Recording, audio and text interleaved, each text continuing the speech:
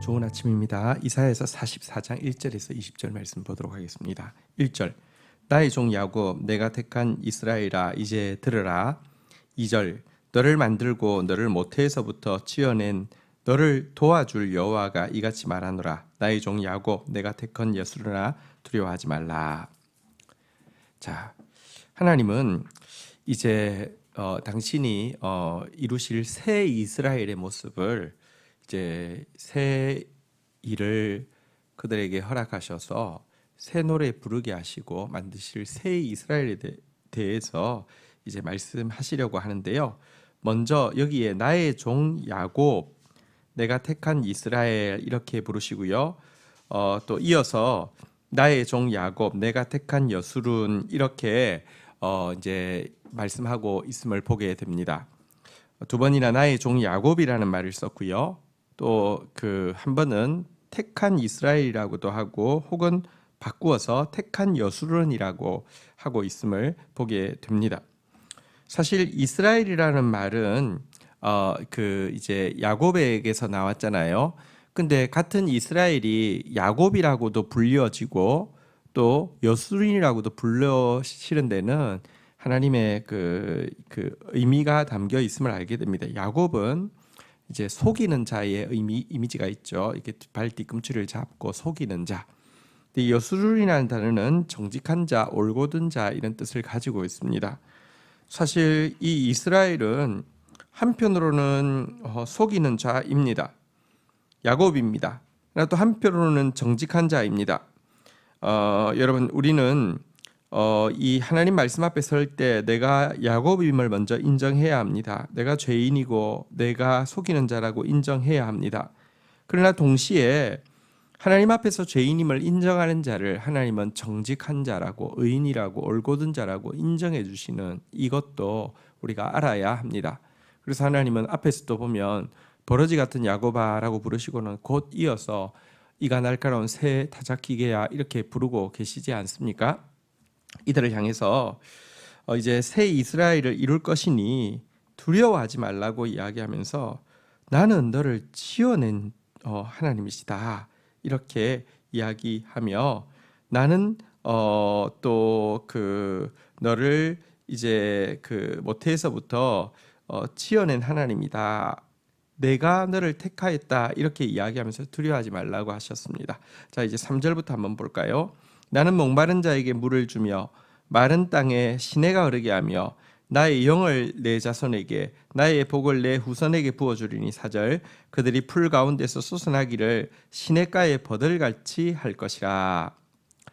자, 이제 새 이스라엘이 세워지게 될 터인데 하나님은 나는 목마른 자에게 물을 주는 하나님입니다. 마른 땅에 시내가 흐르게 하는 하나님입니다. 마찬가지로 내가 목마릅니다. 내가 마른 땅입니다. 라고 정말 회개하는 자에게 하나님께서 성령을 부어 줄 것이다. 이렇게 이야기하고 있습니다. 가장 큰 복, 하나님께서 주시려는 가장 큰 복, 성령의 복을 너와 내 후손에게 주어서 인간이 새로워져봤자 얼마나 새로워지겠습니까? 근데 하나님의 성령의 새 시대를 열어서 완전히 너희를 새로운 민족으로 만들어 주겠다 이렇게 이야기하고 있는 것입니다. 자, 이렇게 이스라엘이 성령 받은 새로운 민족이 되어지면 5절 한 사람이 이르기를 나는 여호와께 속하였다 할 것이며 또 한 사람은 야곱의 이름으로 자기를 부를 것이며 또 한 사람은 자기가 여호와께 속하였음을 그의 손에 기록하고 이스라엘의 이름으로 존귀 여김을 받으리라. 이스라엘이 이제 새로운 민족이 되게 되면 참으로 회개한 이후에 성령이 들어오셔서 정말 여수른 올곧은 새로운 사람이 되어지게 되면 그때에는요 세상의 많은 나라의 사람들이 자기도 여호와의 것이라고 고백하고 여호와의 것이 되어지기를 원하고 자기도 이스라엘 사람이라고 일컬어지기를 원하고 바로 여호와의 것이고 이스라엘 사람이라고 하는 것을 영광으로 여기게 될 것이다. 이렇게 이야기하고 있습니다. 자, 6절부터 볼까요? 이스라엘의 왕인 여호와, 이스라엘의 구원자인 만군의 여호와가 이같이 말하노라. 나는 처음이요 나는 마지막이요 나 외에 다른 신은 없느니라. 여호와께서 말씀하시지만 이 약속을 참 믿기가 힘들죠. 이스라엘이 여러분 하나님의 택함을 받았지만 정말 실패한 역사인데 새롭게 이스라엘이 될 때에는 정말 이렇게 영광스럽게 변한다. 믿기 참 힘든 이야기이죠. 그렇지만 여기 보니까 하나님은 당신을 이스라엘의 왕이라 이렇게 이야기를 하고 있고요. 또한 이스라엘의 구원자다 이렇게 이야기를 하고 있고요. 만군의 여호와, 그래서 이제 전능하신 여호와다 이렇게 이야기하고 있고요. 특별히 처음과 마지막이 되시는 유일한 신이심을 선포하면서 그런 내가 선포했기 때문에 너를 새롭게 하겠다는 그 약속은 그대로 이루어질 것이다 라고 하면서 당신의 이름으로 왕의 이름, 구원자의 이름, 만군의 여호와의 이름, 알파와 오메가, 유일한 신이 되시는, 역사의 처음과 나중을 쥐고 계신 유일한 신이 되시는 당신의 이름으로 이 약속을 보증하고 있습니다. 자, 7절 한번 보겠습니다. 내가 영원한 백성을 세운 이후로 나처럼 외쳐 알리며 나에게 설명할 자가 누구냐, 있거든 될 일과 장차 올 일을 그들에게 알릴지어다. 여기에 보면 하나님 다시 한번 도전하고 있습니다. 하나님 지금 이스라엘은 이제 임박하기로는 시간 순서로 보면 이제 참 무시무시한 징계를 받고 세상 사람들의 눈에 보면 거의 멸망하듯이 보일 그런 이스라엘을 향해서 그 이후에 있을 새로운 이스라엘, 온 세상의 부러움과 온 세상을 구원하는 통로가 될 이스라엘에 대해서 예언하고 있는데요. 이처럼 이런 징계받을 백성을 만민의 빛으로 세우는 일에 대해서 하나님처럼 미리 설명하고는 하나님처럼 이룰 수 있는 신이 어디 있느냐고 세상을 향해서, 우상을 향해서 이렇게 외치고 있는 내용입니다. 자, 이어서 8절입니다. 너희는 두려워하지 말며 겁내지 말라. 내가 예로부터 너희에게 듣게 하지 아니하였느냐, 알리지 아니하였느냐. 너희는 나의 증인이라. 나 외에 신이 있겠느냐. 과연 반석은 없나니 다른 신이 있음을 내가 알지 못하노라. 하나님은 임박하게는 징계에 들어갈 백성, 그러나 궁극적으로는 새로운 이스라엘이 되어서 온 세계를 구원할 그들에게 다시 한번 두려워하지 말라고, 겁내지 말라고 권면하십니다. 하나님 같이 반석이 없습니다. 하나님처럼 미래에 있을 일을 미리 알려주시고 그대로 되게 하시는 분이 없고요. 이스라엘은 그 하나님께 그들이 경험한 바를 가지고 증언할 증인으로 선택받았기 때문이다라고 이야기를 하고 있습니다. 이어서 9절부터의 긴 내용은 우상을 만들어 숭배하는 것이 얼마나 어리석은지에 대해서 자세히 이야기하고 있는 내용입니다. 한번 볼까요? 9절. 우상을 만드는 자는 다 허망하도다. 그들이 원하는 것은 무익한 것이거늘 그것들의 증인들은 보지도 못하며 알지도 못하니 그러므로 수치를 당하리라. 10절. 신상을 만들며 무익한 우상을 부어 만드는 자가 누구냐? 11절. 보라, 그와 같은 무리들이 다 수치를 당할 것이라. 그 대장장이들이 사람일 뿐이라. 그들이 다 모여 서서 두려워하며 함께 수치를 당할 것이라. 자, 지금 이야기하고 있는 내용은 무엇입니까?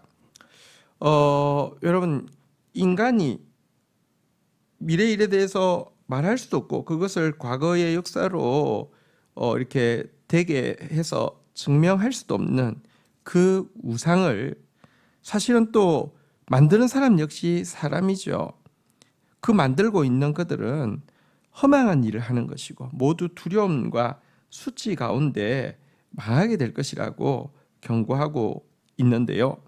우상에게 의지하는 것이 얼마나 어리석은지는 만들어지는 우상을 그 우상이 만들어지는 과정을 보면 잘 알 수 있습니다. 12절부터 볼까요? 철공은 철로 연장을 만들고 숯불로 일하며 망치를 가지고 그것을 만들며 그의 힘센 팔로 그 일을 하나 배가 고프면 기운이 없고 물을 마시지 아니하면 피로하니라. 그럼 철공 막 일하는데 신을 만들고 있지만 여러분 그 억센 막 그 팔로 일하다가도요 배고프면 혹은 목마르면 그 일 못하는 신이 지금 뭘 도와주는 게 무엇이 있냔 말입니다. 또 13절 한번 볼까요?